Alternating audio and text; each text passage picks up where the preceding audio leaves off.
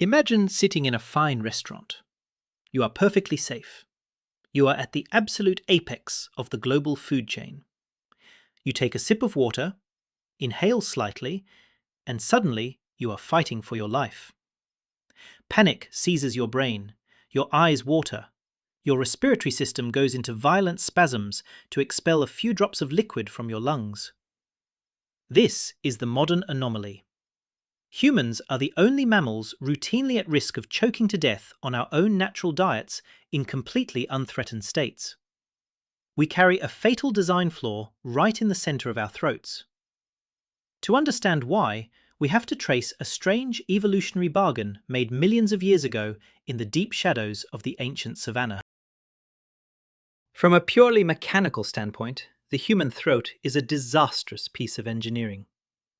Our trachea, which carries air, and our esophagus, which carries food, share the exact same real estate in a space called the pharynx. Every single time you swallow, a tiny flap of cartilage called the epiglottis must perform a split-second life-or-death acrobatic maneuver to seal the airway. If it fails by a fraction of a millimeter, you choke. We have instituted global medical protocols like the Heimlich maneuver simply to manage this bizarre, built-in hazard sitting right under our jaws. If a dog or a chimpanzee eats, their larynx is positioned high up in the throat. This creates a beautifully sealed tube for air that bypasses the food entirely. They can breathe and swallow simultaneously. We cannot. In a modern environment where safety is guaranteed, carrying around a throat that essentially acts as a suicide trap feels deeply irrational. It is an evolutionary glitch that kills thousands of humans every year. But this structural nightmare is not a mistake. It is the heavy tax we pay for the size of our minds and the mastery of our world. To make sense of the human throat, we must look at the brutal energy economics of the Pleistocene epoch, roughly 2 million years ago. Our hominin ancestors faced a severe biological bottleneck. Brains are metabolically greedy organs. Today, the human brain accounts for only 2% of our body weight, but it consumes 20% of our resting energy. On a primitive diet of raw roots, tough leaves, and uncooked meat, it is thermodynamically impossible to extract enough calories from the environment to fuel the growth of a massive cerebral cortex. Other wild apes spend up to 8 hours a day just chewing to survive. Our ancestors needed a way to break through this metabolic ceiling. The survival pressure was met by a world-altering innovation. We mastered fire. By cooking food, early humans essentially outsourced the heavy labor of digestion to the flames.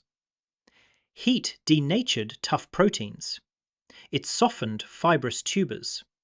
It unlocked a massive surplus of easily absorbable calories. The scientific record shows us that the hearth fire became an external stomach for the hominin species. Step into the sensory world of those early human ancestors. The physical environment was a brutal, unforgiving Pleistocene savannah stretching out into the pitch-black dark. Nighttime was ruled by massive predators, saber-toothed cats and giant hyenas. The hearth fire was the only sanctuary. It smelled of heavy wood ash, roasting bone marrow, and the ozone of crushed herbs. Around these fires, because the flames were doing the mechanical work of breaking down food, the human face began to actively transform.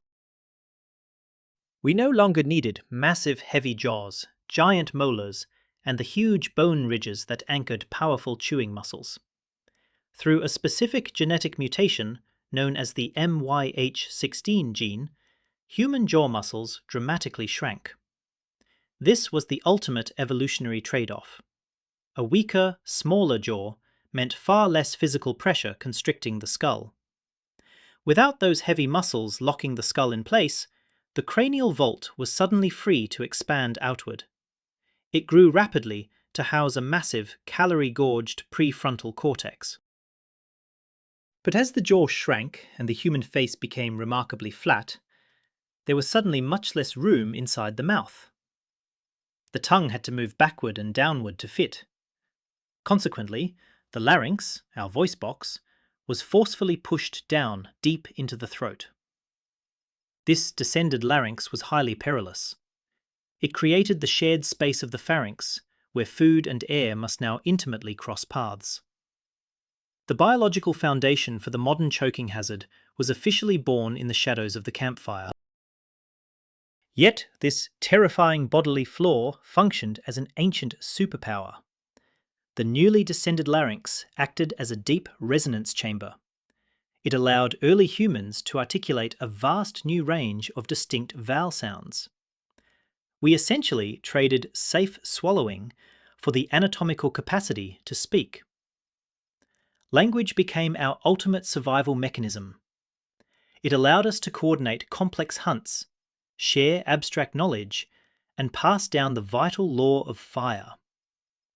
Choking was simply the acceptable casualty rate for the birth of human consciousness. But the fire circle also held sudden, quiet tragedies. Picture a healthy adult male in that ancient tribe, vital to their physical defense, eagerly consuming a chunk of roasted meat. Suddenly, he stands up, silently clutching his throat. The cooked meat has bypassed the epiglottis, lodging firmly in the glottis. He cannot breathe. He cannot scream. The tribe, entirely lacking the anatomical knowledge of modern rescue maneuvers, can only watch in absolute horror as his face turns purple and he collapses to the dirt. He asphyxiates in minutes. He is killed not by a stealthy predator in the dark, and not by a rival tribe, but by the very cooked meat that made his species dominant. The hominin world was one where the simple mechanism of eating and speaking was a daily, high-stakes gamble. Infants were uniquely vulnerable to this shifting anatomy. Anthropologists have mapped how human babies begin life with a safe, high larynx, much like a chimpanzee, allowing them to comfortably suckle and breathe at the exact same time. But around the age of 2, the exact time we begin to acquire complex language, the infant larynx drops dramatically into its perilous adult position. The weaning period, transitioning a growing child to mashed, cooked foods around the fire, would have been a terrifying gauntlet for ancient parents. The evolutionary requirement for articulate speech permanently compromised our airways. It is an evolutionary exchange documented thoroughly in the fossil record and the deep physical anatomy of the human vocal tract. The systemic cost we pay today for carrying this ancient evolutionary code is staggering, and it begins right in the modern dentist chair. Because we continue to eat highly processed, hyper-soft foods, our jaws receive even less mechanical stress during childhood development than they did 10,000 years ago. The result is an epidemic of malocclusion, or simply put, crooked teeth. Our modern, shortened jaws are physically too small to house our ancient evolutionary quota of 32 fully developed adult teeth. This is the root of an agonizing modern rite of passage. The surgical extraction of impacted wisdom teeth is not just a dental inconvenience. It is a direct physical echo of our ancestors outsourcing their heavy digestion to the flames. Our faces shrank, but our deep dental blueprint refused to let go of the past. Yet the biological toll of our evolution grows much darker and far more insidious when we close our eyes at night. Because the human face flattened and the jaw retreated to make room for our massive prefrontal cortex, the base of the tongue was pushed backward, suspended directly over the airway. When we sleep and our muscles lose their tone, gravity and this tightly compressed anatomical space cause the airway to physically collapse. Obstructive sleep apnea is not merely a disease of modern laziness. It is quite literally the ghost of our evolutionary trade-offs returning to haunt the architecture of our throats in our sleep. The chronic exhaustion, the dangerous spikes in blood pressure, and the heavy cardiovascular strain associated with sleep apnea are the direct results of a respiratory system compromised by the need for speech and intelligence. The floppy, unprotected pharynx is a modern evolutionary hangover. There is a profound, slightly dark poetry to the biological friction of the human throat. We are the undeniable masters of the earth, capable of splitting the atom, mapping the stars, and composing breathtaking symphonies. Yet we are fundamentally betrayed by our own anatomy. The very biological mechanisms that allow us to debate philosophy, sing gentle lullabies to our children, and savour the culinary arts, are the exact same mechanisms that threaten to asphyxiate us over a dinner plate. Choking is not a random accident of nature. It is the original sin of human evolution. It is the permanent, systemic tax we pay for the fire that cooked our ancient meals, the brain that built our modern world, and the voice that tells our stories. We are the only creature on Earth intelligent enough to build a civilization, and the only creature that must be taught how to save itself from its own meals.